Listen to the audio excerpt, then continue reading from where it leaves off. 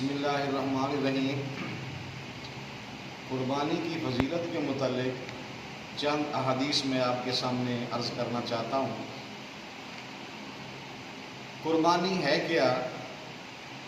یہ مخصوص جانوروں کو مخصوص دنوں کے اندر مخصوص وقت میں ذبح کرنا، اسے قربانی کہتے ہیں، جو سیدنا حضرت ابراہیم خلیل اللہ علیہ السلام کی سنت ہے۔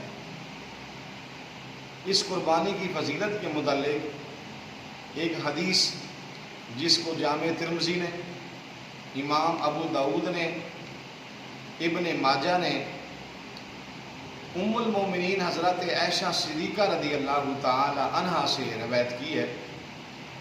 آپ فرماتی ہیں آقا علیہ الصلوۃ والسلام نے فرمایا قربانی کے متعلق کہ قربانی والے دن جو رب تعالیٰ کو عمل سب سے زیادہ پسند ہے، جو اللہ کو محبوب ہے، وہ اس مومن مسلمان کا وہ عمل ہے قربانی والے دن کہ جو جانور اللہ کے نام پر حضرت ابراہیم علیہ السلام کی سنت سمجھتے ہوئے، اس کو ادا کرتے ہوئے جانور کو جب وہ ذبح کرتا ہے، جانور کے گلے کے اوپر چھری چلاتا ہے، اللہ کی رضا کے لیے، اپنے رب کا تقرب حاصل کرنے کے لیے، یہ عمل عید والے دن سب سے زیادہ اللہ تعالیٰ کو یہ پسند ہے۔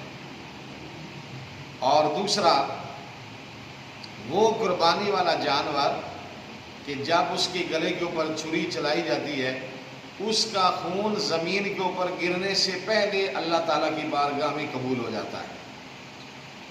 اور یہ جو جانور جس کی مسلمان مومن اپنی حیثیت کے مطابق قربانی دیتے ہیں، آقا علیہ الصلوۃ والسلام نے فرمایا قیامت والے دن یہی جانور اپنے سینگوں کے ساتھ، کھروں کے ساتھ یہ آئے گا اس قربانی والے کے پاس، اور وہ اس کو دیکھے گا، پہچانے گا، اور اس کے اوپر اس کو سوار کیا جائے گا، یہ جانور اس کی سواری بنے گا، اور یہ اس کی پشت کے اوپر سوار ہو کر یہ قربانی والا جنت کے اندر داخل ہوگا۔